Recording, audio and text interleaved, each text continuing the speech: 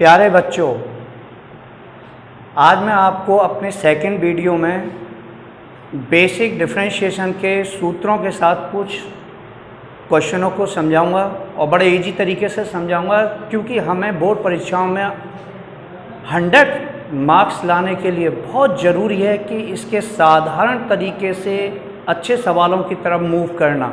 इसलिए हम थोड़ा पायदान हमारा नीचे से ऊपर की तरफ इस टाइप से मूव करेगा और हम आसानी से एक अच्छे मार्क्स प्राप्त कर सकते हैं, जो बोर्ड में हमें बहुत लाभदायक रहते हैं अपनी परसेंटेज को इम्प्रूव करने के लिए।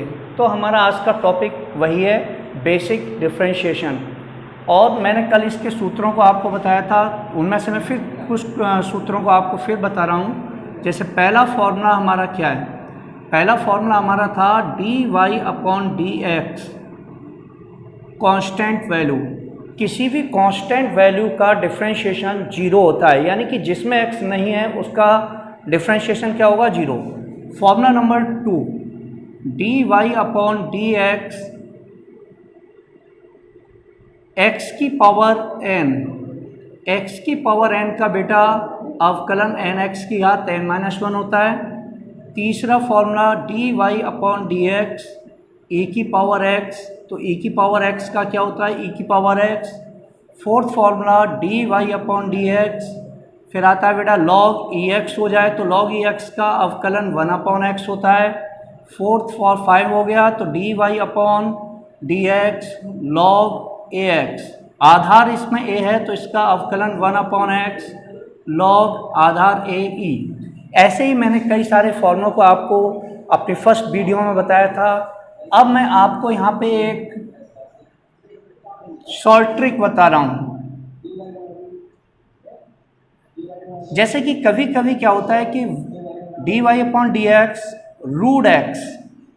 रूट एक्स काफ़ी कुछ हमारे क्वेश्चनों में इन्वॉल्व होता है, जो अवकलन वाले क्वेश्चन होते हैं। तो हम लोग इसे पावर बना के सॉल्व करते हैं तो काफ़ी टाइम लग जाता है, लेकिन हम इसे आप डायरेक्ट भी शो कर सकते हो। जैसे रूट एक्स है तो रूट एक्स का डायरेक्ट सूत्र की तरह आप याद कर लो इसे 1/2 रूट एक्स, यानी सूत्र की तरह ही अगर हम देखें तो रूट एक्स का अवकलन 1/2 रूट एक्स होगा। इसी प्रकार आप जितना अच्छी तरीके से इन फॉर्मों को याद कर लोगे उतना बेटर है। और इनके प्रूव्ड आप फर्स्ट क्लास में पढ़ ही लेते हो, जिसे हम बोलते हैं प्रथम सिद्धांत से अवकलन।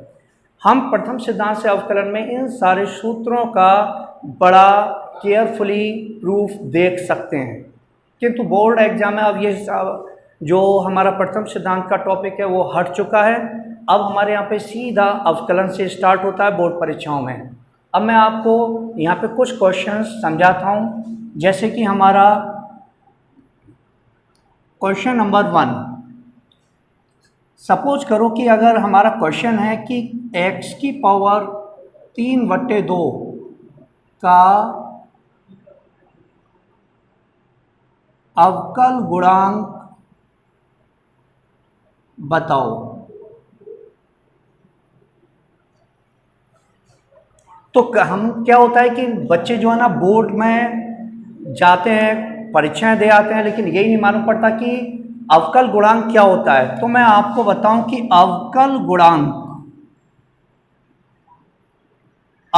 गुणांक या अवकलज एक ही बात होती है। और हम अवकलज क्या होता है? अवकलज होता है किसी राशि का दूसरी राशि के सापेक्ष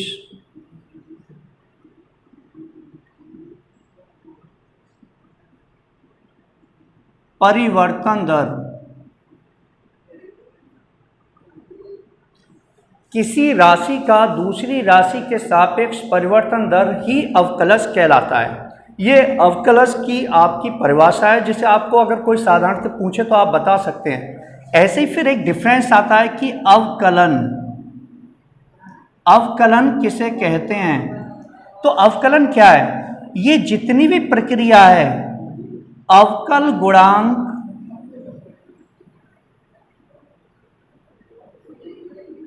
प्राप्त करने की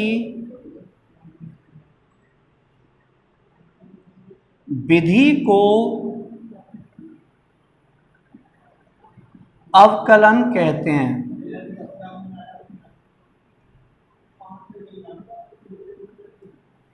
यानी ये डिफरेंस आपको लॉजिक मालूम होना चाहिए। लेकिन मैंने देखा कि मैं बहुत सालों से बोर्ड परीक्षाओं को पढ़ा रहा हूँ और बच्चों को देखता हूँ कि बच्चे खूब पढ़ लेते हैं लेकिन उनको डिफरेंस ही नहीं मालूम होता। तो अवकलज क्या है? किसी राशि का दूसरी राशि के सापेक्ष परिवर्तन दर अवकलज कहलाता है। जबकि अवकलन क्या होता है? अवकल गुणांक प्राप्त करने की जो विधि होती है उसी को हम क्या कहते हैं? अवकलन। जैसे कि अब हमारा फर्स्ट क्वेश्चन है x की पावर 3/2 का अवकल गुणांक बताओ। तो बेटा सबसे पहले जब हम इस क्वेश्चन को सॉल्व करेंगे तो सबसे पहले हम अपने प्रश्न को माना y = x की पावर 3/2, यानी सबसे पहले आप क्वेश्चन को y मानेंगे, y = x की पावर 3/2। अब हमने देखा यहाँ x आ रहा है तो यहाँ पे क्या करेंगे? x के सापेक्ष अवकलन करने पर, x के सापेक्ष अवकलन करने पर जब हम इसको x के सापेक्ष अवकलन करेंगे तो y का अवकलन dy/dx होगा। तो y का अवकलन क्या होगा? dy/dx, यानी y का x के सापेक्ष परिवर्तन हो रहा है। अब हम यहाँ पे x की पावर n वाला सूत्र यूज करेंगे, फॉर्मूला नंबर सेकेंड। पावर यहाँ n 3/2 हो जाएगी तो क्या आएगा? ये बेटा 3/2 आगे आ जाएगा x की पावर 3/2 -1, यानी कि 3/2 x की पावर। इससे आप इसको माइनस कर सकते हो तो ये कितना आएगा बेटा? 1/2। That's answer. ये इसका आंसर हो जाएगा। अब इसी पे आप कई सारे क्वेश्चन बना सकते हो। जैसे कि अगर हम क्वेश्चन नंबर 2 लें, सपोज करो कि किसी ने हमें ये क्वेश्चन दे दिया कि 1/x की पावर 5 का अवकल गुणांक बताओ। अवकल गुणांक बताओ। अगर ये क्वेश्चन अगर हमें किसी ने दिया तो आप सबसे पहले ये देखेंगे कि भाई यहाँ पावर क्या है? अपॉन में है x की, जबकि यहाँ पावर स्टार्टिंग में क्या थी? ऊपर थी। तो सबसे पहले जब हम इसको आंसर देंगे तो ये देख लेना जरूरी है कि पावर जो है वो ऊपर ही होनी चाहिए। तो इसलिए हम क्या करेंगे? सबसे पहले अब इसको हमने क्या किया बेटा? माना y = 1/x की पावर 5 है, जो कि ऊपर जाकर इसकी हो जाएगी माइनस की। अब आप सीधा यहाँ पर x के सापेक्ष अवकलन करने पर, x के सापेक्ष अवकलन करने पर, तो बेटा हम इसमें x के सापेक्ष अवकलन करेंगे तो y का वही होगा dy/dx। अब यहाँ x की पावर n का फॉर्मूला आप यूज़ कर सकते हो, n x की घात n-1, यानी कि इसका आंसर 5x की घात -6 हो जाएगा और ये आपका आंसर। अब इन्हीं प्रश्नों को बेटे छोटे छोटे सवाल हैं जो कि आप इन फॉर्मूलों पे बेसिस हैं। अब मैंने एक बड़ा क्वेश्चन आपको इसमें इन्वॉल्व किया जो कि बोर्ड में कई बार आ चुका है। अब मैं हर प्रश्न को y ही मान रहा हूँ क्योंकि लिखने में काफ़ी समय लगता है। सपोज करो किसी ने हमसे पूछा क्वेश्चन y = ये क्यूब रूट है, cube root 1 + log ax 3 log ax आ गया, प्लस 3 log ax का यहाँ पे बेटे होल स्क्वायर आ गया, प्लस log ax का होल क्यूब। तो कोई हमसे कहता है तो dy/dx फाइंड आउट करो, तो हमें क्या निकालना है? dy/dx। तो हम सबसे पहले ये देखेंगे कि भाई ये तो फंक्शन बहुत बड़ा हो गया, तो अब इसको करने के लिए क्यूब रूट है।